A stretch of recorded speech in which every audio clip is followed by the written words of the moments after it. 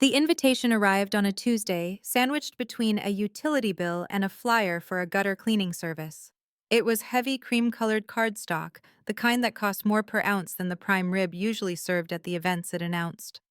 The return address was embossed in gold leaf, the office of Reginald Hawthorne, CEO, Hawthorne Enterprises. I didn't need to open it to know what it was, but I slit the envelope with my thumbnail anyway. "What's the verdict, Vonnie?" Warren asked. He was standing at the kitchen sink of our frantically renovated farmhouse in upstate New York, scrubbing drywall dust off his forearms. The water ran gray as it swirled down the drain. Warren was a general contractor, a man who built things that lasted, unlike the fragile ego of the man who had sent this letter. "Father's retirement luncheon," I said, reading the calligraphy. "June 15th, the Gilded Bough Country Club. A celebration of legacy and succession." Warren turned off the faucet and dried his hands on a rough shop towel. He looked at me with those calm, slate-gray eyes that had been my anchor for 20 years. Succession. So he's finally going to crown Meredith. "It's a coronation disguised as a lunch," I replied, tossing the invitation onto the scarred oak table. "Mandatory attendance for immediate family. That means us." My name is Yvonne Hawthorne. I am 48 years old, and for as long as I can remember, I have been the asterisk in the Hawthorne family history. My father, Reginald, was the titan of Manhattan real estate development. My mother, Constance, was the socialite who curated his image. And my younger sister, Meredith, was the shark Yale law killer instinct, the daughter who wore power suits and negotiated mergers before breakfast. And then there was me, the landscape architect, the one who preferred soil to stalks, who found peace in the slow growth of an oak tree, rather than the rapid spikes of a quarterly report.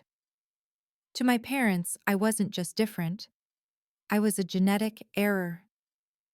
"We don't have to go," Warren said gently, walking over to massage the tension already knotting my shoulders. "You know that, right? We're grown adults. We pay our own mortgage. We don't need his money, and we certainly don't need his approval." "I know," I sighed, leaning into his touch. "But if I don't go, they win. They'll spin a narrative that I was too jealous to show up. Constance will tell everyone I'm fragile. I can't give them that satisfaction." It had been 3 years since I'd been in the same room with them. The last time was Aunt Harriet's funeral, where my father had spent the entire reception checking his watch, and my mother had criticized the thread count of the linens. They had treated Warren like a hired driver, asking him to fetch drinks and hold coats. "If we go," Warren said, his voice dropping an octave, "we go on our terms. No apologizing for who we are. No shrinking, Yvonne. I'm tired of watching you shrink." I looked at my husband. He was 52 with silver threading through his dark hair and hands that were callous and scarred from honest work. He was the most intelligent man I knew, capable of solving complex structural problems that would baffle my father's board of directors. Yet to the Hawthorns, he was the laborer. "Okay," I said, picking up the invitation again. The gold leaf shimmered under the kitchen lights. "We go, but we drive the truck, and I'm not buying a new dress." Warren grinned, the corners of his eyes crinkling. "I'll polish my boots, but I'm not shaving the beard." The dread sat in my stomach like a stone for the next 2 weeks. It wasn't just about the insults I knew were coming. It was the feeling of invisibility. In the Hawthorne orbit, you were only as valuable as your last deal. I had built a successful landscaping business designing sustainable gardens for municipal parks and libraries. But to Reginald Hawthorne, I was merely playing in the dirt. The morning of June 15th broke with an aggressive, blinding sunshine. It was the kind of humid, high-glare day that made the Gilded Bough Country Club look like a mirage of exclusivity. As we got dressed, I looked in the mirror. I wore a simple navy sheath dress I'd had for years, clean and respectful, but definitely not couture. I pulled my hair back into a low bun. "Ready?" Warren asked, stepping into the room. He wore his best charcoal blazer over a crisp white shirt, no tie, and dark jeans. To anyone with eyes, he looked rugged and dignified. To my parents, he would look like a rebellion. "As I'll ever be," I said. We climbed into Warren's Ford F-150. It was clean, but it was a work truck with a ladder rack on top and the faint scent of sawdust in the cab. As we merged onto the highway toward Connecticut, I felt a familiar childish urge to turn around and hide. But then Warren reached across the center console and took my hand. His grip was firm, grounding me. "Just remember," he said, staring at the road. "They build facades. We build foundations. Don't let them make you forget the difference." We turned into the long, winding driveway of the Gilded Bough. The manicured hedges stood like sentries. We were entering the lion's den, and for the first time in my life, I wasn't just bringing my fear. I was bringing a carpenter. To understand why a simple lunch invitation felt like a summons to a tribunal, you have to understand the architecture of my childhood. The Hawthorne household was not a home. It was a performance art piece located on the Upper East Side. Reginald Hawthorne didn't just run a company. He consumed the air in every room he entered. He was a man who believed that net worth was the only metric of human value. My mother, Constance, was his willing accomplice, a woman who treated motherhood like a staffing issue, something to be managed efficiently so she could focus on the junior league. From the time I was 7, the narrative was set. Meredith, 2 years younger, was the prodigy. She was sharp, loud, and cruel in the way that children are when they realize cruelty is rewarded by adults. She decimated opponents in debate club. I brought home stray cats. She memorized the stock market ticker. I memorized the Latin names of ferns. "Yvonne is sweet," my mother would say to her friends, the word dripping with condescension. "She's very simple. We think she takes after distant relatives." It wasn't that I wasn't smart. I graduated comfortably from a state university, a decision that nearly caused my father a stroke with a degree in botany. But in a family where average was synonymous with failure, I was the designated disappointment. The only person who really saw me, was Aunt Harriet.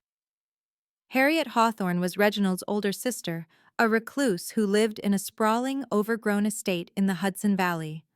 The family lore was that Harriet was eccentric, a polite code for crazy spinster. The truth was, Harriet was the original genius.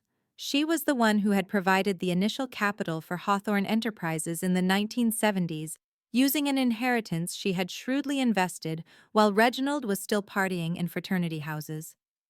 Every summer while Meredith was sent to Swiss riding camps to network with European heirs, I was packed off to Aunt Harriet's. Those summers saved my life. Harriet didn't care about designer labels. She cared about the land. She taught me how to read the weather in the clouds, how to prune a rose bush so it would bloom stronger next year, and most importantly, how to listen. "Your father mistakes noise for power, Yvonne," she told me once, her hands deep in potting soil. We were repotting hydrangeas on her back porch. She was 70, then her face a map of wrinkles, her eyes sharp as flint. "He thinks because he shouts he leads. But look at this root system. It's silent. It's underground. But it holds the whole plant up. Never let him convince you that you're weak just because you're quiet." When I met Warren, I was 26. He was a carpenter working on a gazebo for a park project I was designing. He didn't know who my father was, and he didn't care. He liked the way I sketched diagrams on napkins. He liked my laugh. When I brought him home to meet my parents, it was a disaster. "A contractor," Reginald had sneered, swirling his scotch. "Does he even have a 401k, Yvonne?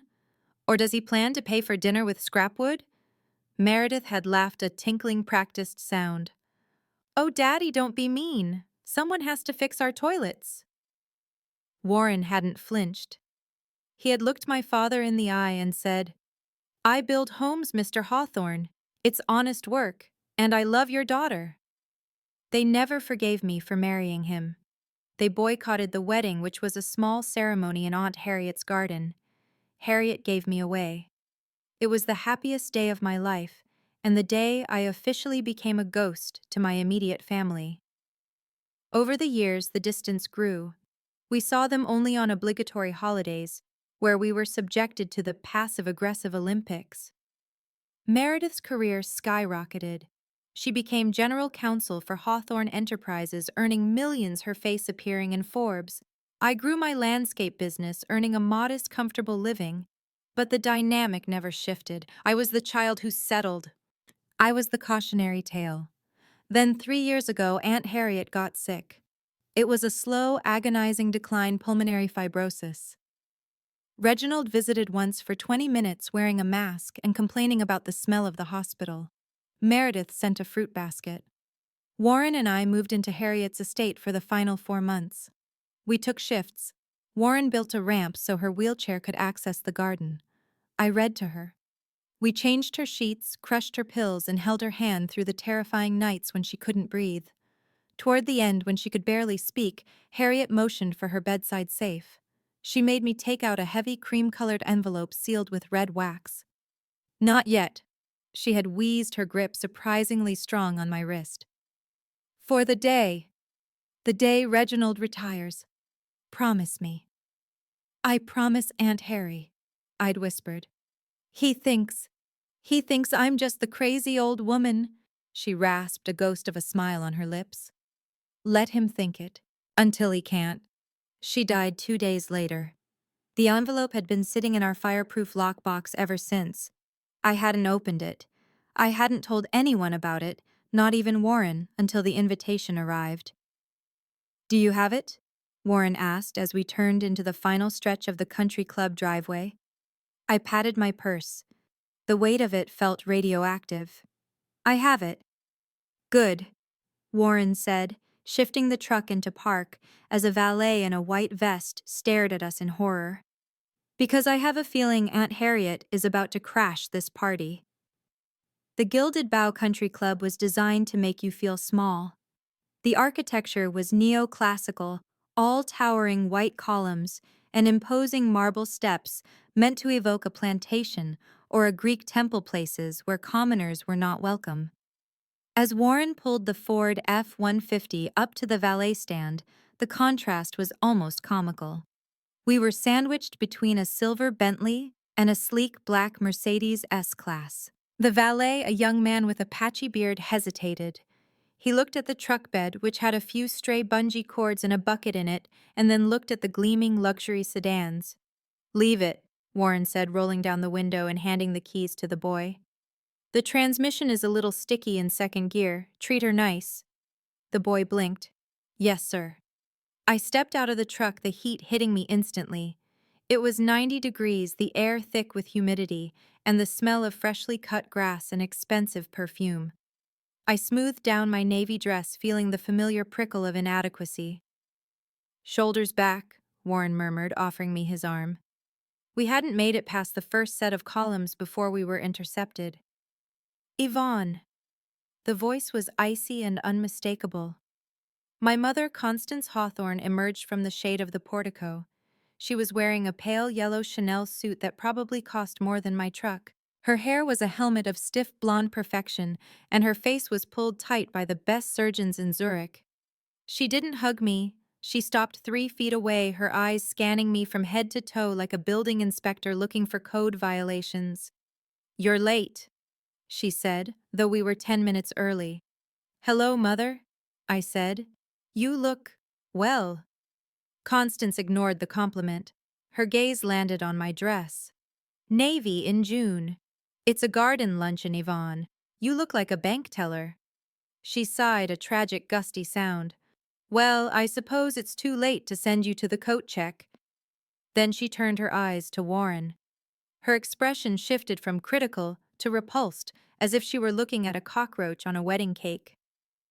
And Warren, she said, I see you didn't shave. Hello, Constance, Warren said, his voice level. Good to see you. Please try not to circulate too much, she said, lowering her voice. We have Senator Sterling here today and the board of directors. It's a delicate ecosystem. We don't need any rough edges. She gestured vaguely at his entire existence. If you need to use the restroom, use the one near the pro shop. The main ballroom facilities are reserved for members and guests. We are guests, I said, my voice trembling slightly. We were invited. Constance gave a tight, pitying smile. You are family Yvonne. That's different. Guests are people we need to impress. Family is obligation. She checked her diamond watch. You're at table 14. It's in the back near the service entrance. We thought you'd be more comfortable there. Less pressure to make conversation with the heavy hitters. Table 14, the kids' table, the outcast table. Go on, she shooed us. Your father is already in a mood. Don't make a scene. She turned on her heel and walked back into the cool darkness of the club. I stood there, the heat radiating off the pavement, feeling like I was 7 years old again, being told I wasn't allowed in the parlor because I might break something. Table 14, Warren repeated. He wasn't angry. He sounded amused, strategic. I want to go home, I whispered. Warren, I can't do this. Warren turned to me. He took both my hands in his, ignoring the people walking past us in their linen suits and silk wraps. Look at me, Vonnie, he said. She wants you to leave. She wants you to feel small so you'll disappear. If you leave now, you're agreeing with her. You're agreeing that you belong at the service entrance. He squeezed my hands. Are we service entrance people? I thought about Aunt Harriet. I thought about the envelope in my purse. I thought about the business I had built from nothing, the employees I paid, the gardens I grew. No, I said, straightening my spine. We're not. Then let's go eat their overpriced chicken, Warren said. We walked up the marble steps. The doors swung open, unleashed a blast of air conditioning, and we stepped into the ballroom. It was a sea of pastel tables, crystal chandeliers, and the dull roar of wealthy people networking. Far at the front, on a raised dais, sat my father, Reginald. He looked like a king on a throne, holding a Scotch glass, laughing at something a senator was saying. Beside him sat Meredith, radiant in emerald green, looking every inch the heiress. We navigated the room, walking past tables filled with faces I recognized from business magazines. People glanced at us, their eyes sliding over us indifferently. We didn't smell like money, so we didn't matter. We found table 14. It was exactly where Constance had said, tucked in the back corner, right next to the swinging double doors of the kitchen. Every time a waiter came out, a blast of noise and the smell of steamed vegetables hit us. The table was empty except for two other people, an elderly cousin named Beatrice, who was mostly deaf, and Mr. Whitaker, the family's ancient estate attorney. Mr. Whitaker? I asked, surprised. He was the company's top legal counsel. He should have been at the dais. The old man looked up. He looked frail, his skin like parchment. He adjusted his thick glasses. Yvonne, my dear, is that you? Hi, Mr. Whitaker. Why are you back here? He chuckled dryly. Apparently, I represent the old guard. Reginald felt the main table should be reserved for the future visionaries. I've been put out to pasture, it seems. Warren pulled out my chair. Well, their loss is our gain, sir. Good to see you. I sat down, placing my purse on my lap. I felt the sharp corner of the envelope through the leather. So, Mr. Whitaker said, looking at Warren. Still building things that actually stand up, Warren. Trying to, Mr. Whitaker. Warren smiled. Good, the lawyer murmured, glancing toward the stage where Reginald was now standing up, tapping a spoon against his glass. Because I have a feeling something is about to collapse. The luncheon was an exercise in endurance. The waiters dropped plates of rubbery chicken cordon bleu in front of us with the efficiency of assembly line workers. The air in the ballroom was cold, a stark contrast to the heat outside, but the atmosphere was suffocating. From our vantage point in the hinterlands of the ballroom, the head table looked like a Renaissance painting of a royal court. Reginald sat in the center, flanked by Constance and Meredith. Meredith was animated, laughing too loudly, touching the arm of the senator next to her. She looked hungry. Not for the food, but for the power that was hanging in the room like ozone. I picked at my food, my appetite gone. Don't worry, Warren whispered, buttering a roll. We'll stop for pizza on the way home. Ladies and gentlemen, a voice boomed over the PA system. The room quieted. My father stood up at the podium. He was 70 years old, but he wore his age like armor. Silver hair, a tan that cost thousands of dollars, and a suit that fit him like a second skin. He commanded the room effortlessly. "Thank you all for coming," Reginald began, his voice rich and baritone.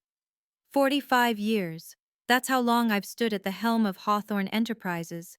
We've built skylines. We've changed the face of this city. He went on for 20 minutes. It was a masterclass in narcissism.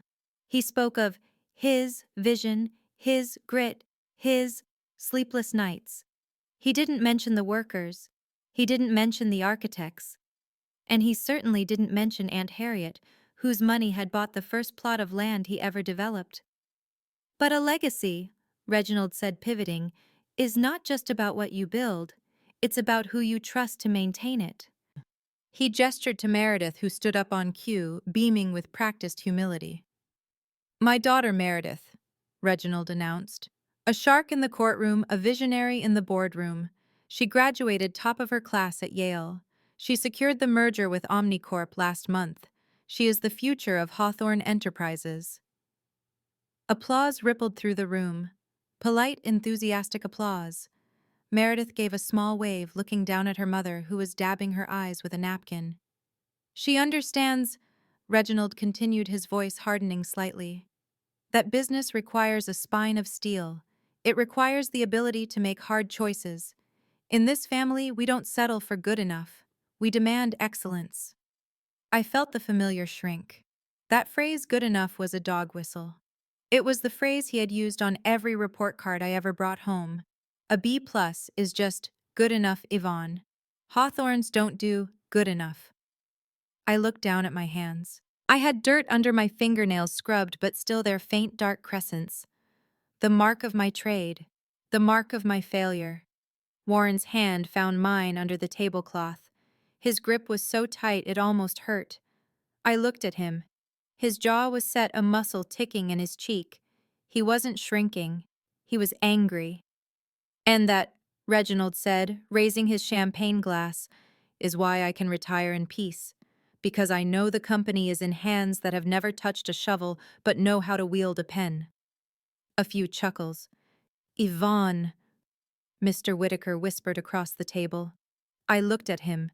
The old lawyer wasn't clapping. He was staring at me. "Your aunt. She spoke of you often in the last months." "I know," I whispered back.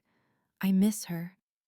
"She was a woman of great foresight," Whitaker said cryptically. Reginald wasn't done. The applause died down, but he didn't sit. He was buoyed by the adoration. He looked out over the crowd, his eyes scanning the room until they landed on the back corner. On table 14. My stomach dropped. "Don't do it," I prayed. "Just ignore me. Let me be invisible." "You know," Reginald said, his voice taking on a jovial, mocking tone. "They say you can't choose your family. You get what you get." The room went silent. "We have my other daughter here today," Reginald said, pointing a finger toward the back of the room. "Yvonne, stand up, Yvonne." I froze. "Stand up, honey," Warren whispered, his voice tense. "Don't let him see you cower." I stood up. My legs felt like jelly. Every head in the room turned to look at the woman in the navy dress by the kitchen door. "There she is," Reginald beamed. "Yvonne decided the corporate life wasn't for her. She prefers simpler things. Plants, dirt, mulch." Meredith laughed into her hand on the stage. "And she brought her husband," Reginald continued. "Warren. Stand up, Warren." Warren stood. He didn't slouch. He stood at his full height, 6'2", broad-shouldered. "Warren is a handyman," Reginald said, pausing for effect. "A contractor. He fixes things. While Meredith is negotiating million-dollar settlements, Warren is... Well, I suppose someone has to fix the leaks, right?" The room erupted in laughter. It wasn't raucous. It was the polite, cruel tittering of the elite laughing at the help. "But in all seriousness," Reginald said, raising his glass again, "it just goes to show, Excellence isn't genetic. Sometimes the apple falls from the tree and sometimes it rolls all the way down the hill and into the compost heap. He laughed at his own joke. Constance smiled thinly. Meredith smirked. I stood there stripping naked in front of 300 strangers. The humiliation washed over me hot and suffocating. I felt tears pricking my eyes. I wanted to sink into the floor, but then the hand holding mine let go. The laughter rippled through the room, a wave of social compliance. They weren't necessarily laughing because it was funny. They were laughing because Reginald Hawthorne was rich, and when a rich man makes a joke, you laugh. I stared at the tablecloth, wishing for the earth to open up. Compost heap. That was his summary of my life. My business, my passion, the sustainable parks I'd designed for the city, the community gardens I'd funded, all of it was just refused to him.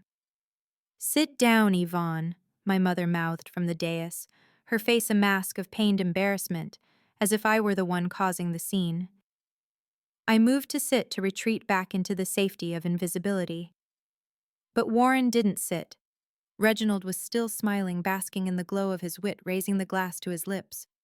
To Meredith? To the future. Excuse me. The voice came from beside me. It wasn't shouted. It didn't crack. It was deep, resonant, and projected with the kind of acoustic authority you learn when communicating across a noisy construction site.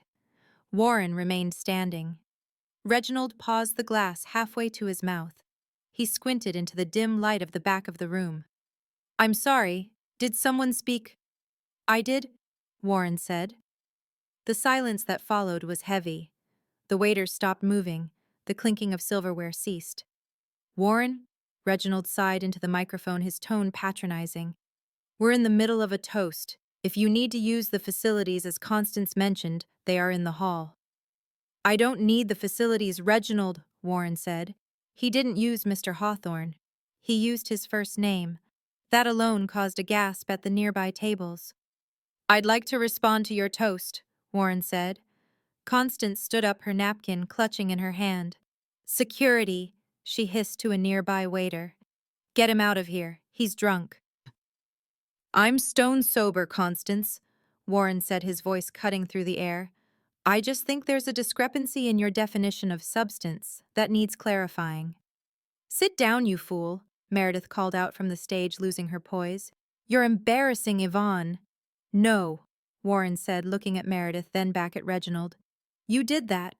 You've been doing that for 40 years. Today it stops. My heart was hammering against my ribs like a trapped bird. Warren, I whispered, terrified. What are you doing? He looked down at me, and his eyes were fierce. Building a foundation, he said softly. Then he looked back at the stage. The room was paralyzed. This wasn't just a disruption, it was a violation of the social order. The carpenter was speaking to the king. You talked about hands, Warren said, holding his own hands up. They were large, scarred with a bandage on the left thumb. You made a joke about dirt, about fixing leaks. You implied that because my wife works with the earth and because I work with wood, we are somehow less than the people in this room. Reginald scoffed. It was a joke, Warren. Don't be so sensitive. It's a lack of breeding, really. Is it? Warren asked. He stepped away from the table, moving into the aisle. You talk about legacy, Reginald. You talk about who was there to build this company. But let's talk about who was there when the building was actually falling down. Reginald's smile faltered. I don't know what you're talking about. I'm talking about Harriet, Warren said. The name hit the room like a physical blow. Reginald stiffened. Constance went pale. Harriet, Reginald sputtered. My sister. She was ill. We're not discussing her. We are, Warren said. Because for the last 4 months of her life, while she was drowning in her own lungs, these hands, he held up his hands again, were the ones changing her oxygen tanks. And her hands, he pointed to me, were the ones holding hers while she cried because her brother, the great CEO, couldn't be bothered to drive 2 hours north to say goodbye. That is a lie, Constance shrieked. We sent flowers. We were busy. The merger. You were busy. Warren agreed. You were busy building your legacy, but Harriet had a lot of time to think in those last months. She had a lot of time to talk, and she told us a lot about how Hawthorne Enterprises really started. Reginald slammed his glass down on the podium. Enough, get him out now. Two security guards in blazers started moving toward us from the side doors. I wouldn't do that, Warren said calmly. He reached into the inside pocket of his blazer. Because Harriet didn't just talk, Warren said. She wrote. He pulled out the cream-colored envelope. The red wax seal was clearly visible even from the back of the room. At table 14, Mr. Whitaker gasped. He stood up so fast his chair tipped over. Wait! The old lawyer shouted, his voice cracking. Security, stand down! Stand down immediately! Mr. Whitaker's shout froze the security guards in their tracks. In the hierarchy of Hawthorne Enterprises, the general counsel's voice still held the weight of law. Reginald stared at the envelope in Warren's hand. He looked like a man who had seen a ghost. What is that? You know what this is, Reginald, Warren said. He didn't walk to the stage. He didn't need to. He held the floor from the back of the room, turning the hierarchy upside down. It's Aunt Harriet's personal stationery, the one she only used for matters of absolute permanence. Harriet was senile, Meredith snapped, standing up to flank her father. She was on heavy medication. Whatever scribbles you have are meaningless. This is a stunt to extort money. Extort? Warren laughed, a dry, humorless sound. We don't want your money, Meredith. We never have. That's what confuses you people. You think everyone is for sale because you are. He turned to me. Vonnie, give it to Mr. Whitaker. I stood up, my legs shaking but my head clearing. The fog of shame was lifting, replaced by the adrenaline of truth. I took the envelope from Warren. Mr. Whitaker, I said, my voice quiet but steady. Aunt Harriet gave this to me 3 days before she passed. She made me promise to open it only on the day of Father's retirement. Mr. Whitaker navigated around the overturned chair. His hands were trembling as he reached for the envelope. He examined the wax seal, a distinctive H pressed into the red wax. This is the founder's seal, Whitaker whispered. The microphone on the podium picked up the ambient sound of the room, but the silence was so profound his whisper carried. She hasn't used this since 1978. Bring it here, Reginald commanded. I want to see it. No, Whitaker said. He looked up at the dais, his spine straightening. This is a sealed testamentary document addressed to the board of directors. It is not for you, Reginald. Not anymore. I am the CEO. Reginald roared, his face turning a mottled purple. Technically, Whitaker said. As of your speech 20 minutes ago, you are the retiring CEO. And until the succession is ratified by the board, the company is in a state of transition. Whitaker looked at me. May I? I nodded. He broke the wax seal. The crack echoed in the room. He pulled out 2 sheets of heavy paper. He adjusted his glasses and began to read silently. His eyes widened. He looked from the paper to Reginald, then to Meredith, and finally to me. Oh my, Whitaker breathed. Read it, Meredith demanded. It's probably some rambling about her cats. Let's get this over with so we can throw them out. Whitaker walked to the center of the room, away from table 14, positioning himself so he addressed the entire assembly. This is a legally binding addendum to the Hawthorne Enterprises Charter, Whitaker announced. Dated November 1998 with a codicil added 3 years ago. It concerns the ownership structure of the Class A voting shares. Reginald laughed nervously. Class A shares. Harriet retired those shares years ago. I hold the majority control, 51%. You hold 51% of the common stock, Reginald, Whitaker corrected. But the Class A founders' shares, the ones created in the original 1972 incorporation, carry a 10-to-1 voting weight, and Harriet never retired them. She retained them. The color drained from Reginald's face. That's impossible. She told me. She allowed you to vote by proxy, Whitaker read from the document. I, Harriet Hawthorne, have allowed my brother Reginald to act as the face of the company provided he did not violate the core values of integrity and stewardship. However, I have retained the founder's shares in a blind trust to be released upon the event of his retirement. Meredith gripped the podium. So she's dead. The shares go to the next of kin. That's Dad, or me. Not quite, Whitaker said. He looked at the second page. It has become clear to me in my final years that the definition of value in this family has become distorted. My brother builds monuments to himself.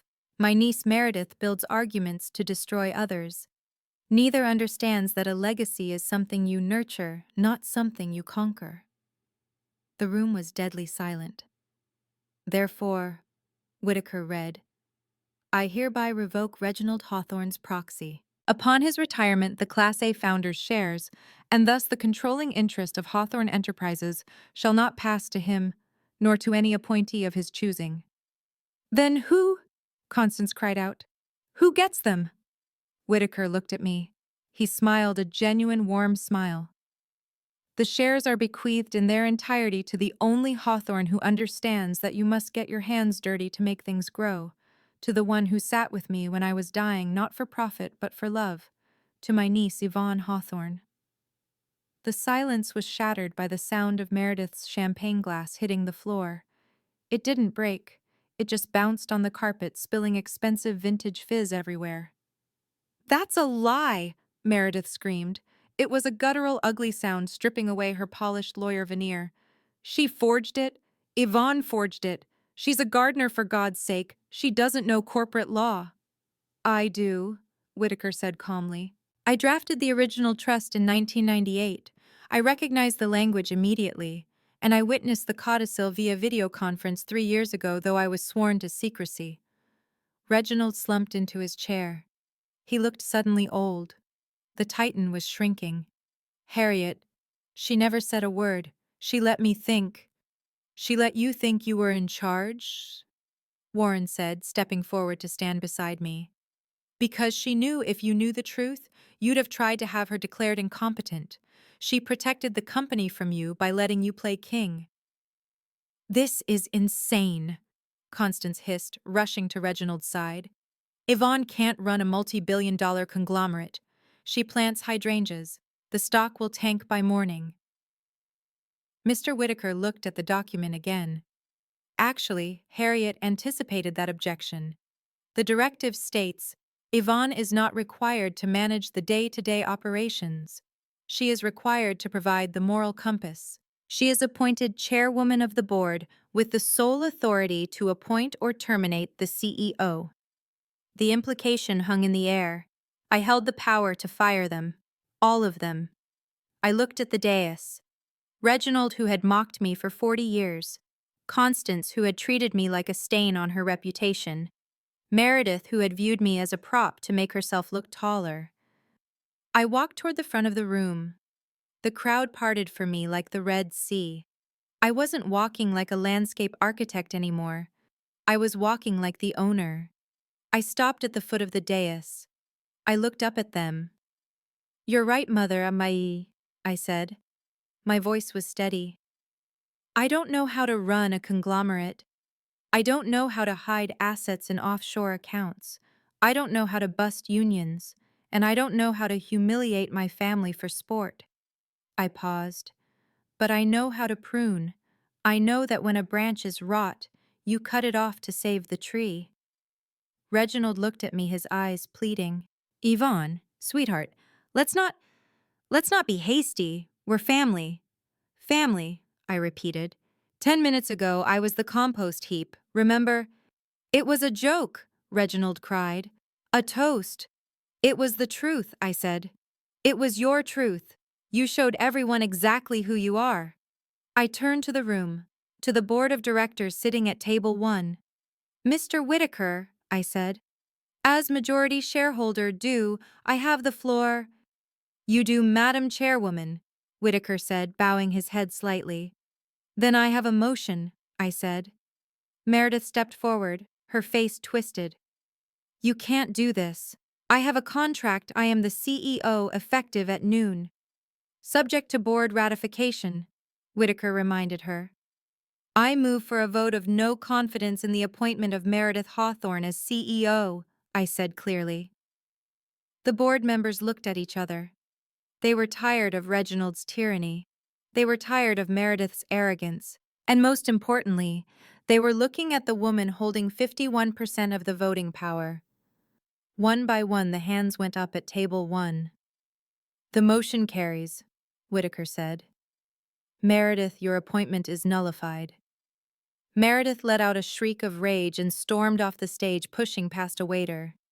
Constance looked at Reginald, realized his power was gone, and physically took a step away from him. I looked at my father. You're retired, Dad. For real this time. The ballroom was in chaos. The luncheon had turned into a corporate coup. Waiters were frozen, unsure if they should clear the plates. The guests were frantically texting the news, likely hitting Wall Street blogs within minutes. I stood there feeling light. The heavy cloak of expectation I had worn my entire life had dissolved. Reginald remained in his chair, staring at his hands. He looked small. Without the title, without the fear he inspired, he was just a bitter old man in a suit. Yvonne, he rasped, you're destroying the legacy. No, I said, pointing to the exit where Meredith had fled. That was the destruction. That was greed. Aunt Harriet built this company on housing for working families. You turned it into luxury condos for tax evaders. We're going back to the roots. I turned to the board. I will not be CEO. I know my limitations. We will hire an external search firm. We will find a CEO who values sustainability, integrity, and substance. I looked at Warren. He was watching me with pride, his arms crossed. And regarding the board, I continued, I believe we have some vacancies to fill. I want people who understand the ground level. I'm appointing Warren as head of the infrastructure committee. A contractor, Constance gasped. On the board. A man who knows the difference between a load-bearing wall and a facade, I said. Yes, we need more of that. Mr. Whitaker approached me, handing me the document. There is one more thing, Yvonne, a personal note at the bottom. She wanted you to read it privately, but I looked at the bottom of the page. Aunt Harriet's handwriting was shaky but legible. My dearest Vonnie, they will tell you that you are soft. Tell them that water is soft, but it cuts through rock. You were never the weak one. You were the only one strong enough to be kind. Build something beautiful. H. Tears finally spilled over. Not tears of shame, but tears of release. Madam Chairwoman, a board member approached me, a man named Sterling. We need to issue a press statement. The stock will stabilize, I said. Tell them the Hawthorne family is finally getting its house in order. Tell them the rot is being cleared out. I looked at Reginald one last time. Enjoy your retirement, Dad. You have plenty of time for golf. I hear the garden needs weeding. The transition was swift and brutal. In the corporate world, loyalty is tied to the signature on the check. Once Mr. Whitaker validated the shares, the sycophants who had laughed at Reginald's jokes 10 minutes ago were now lining up to shake my hand. Yvonne, darling, I always loved your landscaping work, a woman in pearls cooed. So earthy. Mrs. Hawthorne, a banker nodded at me. If you need any advisory services. I politely ignored them all. I wasn't interested in the court of public opinion. I was interested in leaving. Warren stepped up to me, ready to go. More than anything, I said. We turned to leave. We had to walk past the head table. Reginald was still sitting there nursing his scotch, looking at the empty chair where Meredith had been. Constance was frantically typing on her phone, likely trying to spin the story to her social circle before the truth got out. As we passed, Constance looked up. Her eyes were wide, desperate. Yvonne, she said, her voice trembling, we should have Sunday dinner to discuss the transition. You'll need guidance. It was a pivot so fast, it would have given a lesser person whiplash. She was trying to reattach herself to the host now that the power had shifted. I stopped. I looked at my mother. I saw the fear in her eyes, not fear of losing me, but fear of irrelevance. No, mother, I said. We won't be having Sunday dinner. But family, she stammered. Family isn't obligation. I quoted her own words back to her. Family is the people who show up when you're dying. You didn't show up for Harriet. You didn't show up for me. Don't expect us to show up for you. But your father, the allowance. His pension is generous, I said. He'll be fine. But the company credit cards are canceled effective immediately. You might want to return that suit. It looks expensive. I took Warren's arm. We walked down the aisle past the stunned silence of table 14. Mr. Whitaker gave me a small salute. We pushed through the double doors out of the air conditioning and back into the oppressive, honest heat of the day. The sun was still high in the sky, blazing down on the gilded bow. The valet boy was leaning against a pillar looking bored. When he saw us, he straightened up. "Get the truck, please," Warren said. We stood on the curb waiting. The adrenaline was fading, leaving behind a deep, bone-weary exhaustion. "You okay?" Warren asked, brushing a stray hair from my face.